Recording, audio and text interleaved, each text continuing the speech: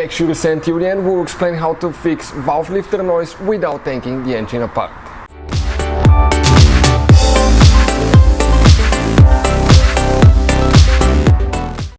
Hey guys, welcome back to Auto Repair guys. Thank you guys for watching and subscribing to the channel. Today will be super helpful video to any of you having a BMW with engine valve lifter noise. If you have valve lifter noise, you want to see how to fix it, easiest way to fix that without taking the engine apart, stay with us.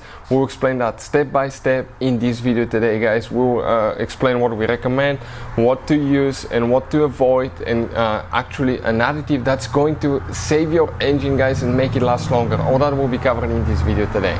So before we start, let me just tell you a little bit about us guys. Every single car we get here in the garage, we try to make at least 200 to 300 free repair videos. We're constantly adding new cars, we're constantly working on something new.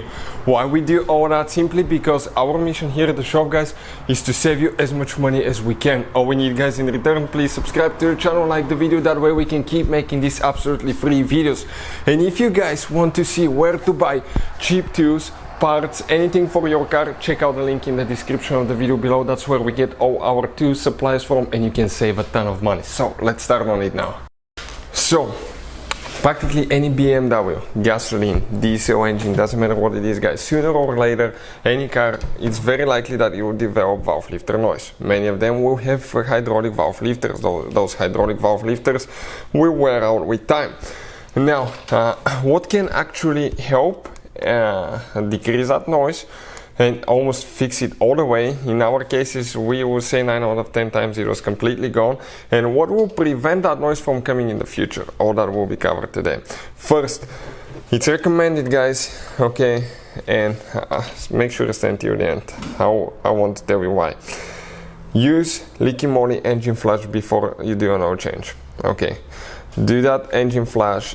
Guys, I wasn't a believer in additives until I used that myself. Why? Because we use it on a Porsche Cayenne, the one that you saw outside with 190,000 miles, almost 200,000 miles. We opened the engine, it looked like new on the inside. It was simply amazing. So there is a special video that explains, does leaky moly engine flush work on Porsche Cayenne? It's demonstrated guys, check it out. It's amazing results. You just need to see to believe it. So do that, do an oil change and change your oil filter.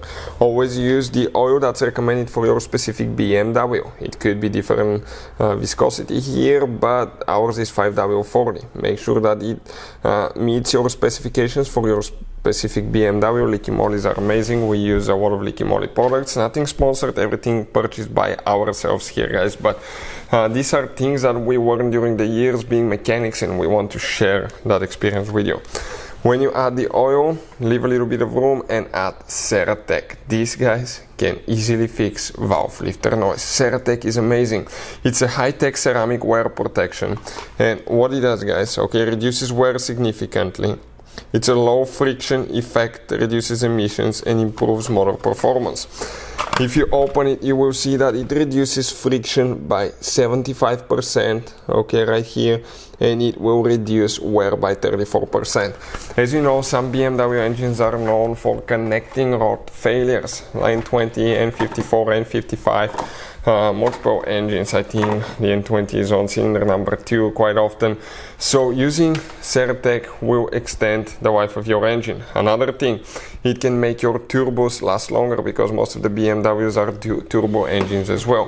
So add that additive, it lasts 30,000 miles, okay, or 50,000 kilometers, and it saves you fuel guys. So in the long run, it's going to pay for itself. We're going to go ahead, give it a good shake and add it now. So give it a good shake guys, energetic, good shaking, okay, make sure to shake it good because all that ceramic particles may be on the bottom, so shake it good. We're going to open it. It has that nasty color, you will see, orangey color, but that's magic for your engine guys. So we're going to go ahead, open the cap right here. Inspect your cap, make sure you don't have white buildup, sludge on the inside. That means you have a bad PCV valve most likely. So we're going to open it now and we're going to go ahead, okay, and put it in. So let's go ahead, do that now. Okay, you can see, just taking it slowly. you need to make sure, guys, okay, that you drain the whole thing all the way. Okay, perfect. And we can leave it upside down for a little bit so it can leak all the way out. Make sure you don't overfill your car with too much oil, but you can always use just a little bit of oil, just switch it a little bit and get the extra out of it as well. Depending on the capacity of your engine, you may require even more. This one, okay, will be enough for ours now. So this is it, guys. Okay, you can see this is simply amazing. All we have to do, drive the car now. After a little bit of time, usually the most will be one fuel tank, you will notice significant improvement. If you don't, you have a mechanical problem that you will need to fix. But those are the things that usually help without taking the engine apart. You can make your engine quiet again. If you want to see anything else specifically on BMW, let us know. Timing chains, anything like that. N20 engine is known for timing chain failure. We had 2 of those here at the garage that failed. The timing chain jumped at 70,000 miles, a little bit over 70,000 miles. So we have videos about that. Will your BMW need new timing chain and all that stuff? Check out videos on the channel that can save you thousands of dollars in repairs. Hopefully the video will be helpful. Thank you for watching and see you next time.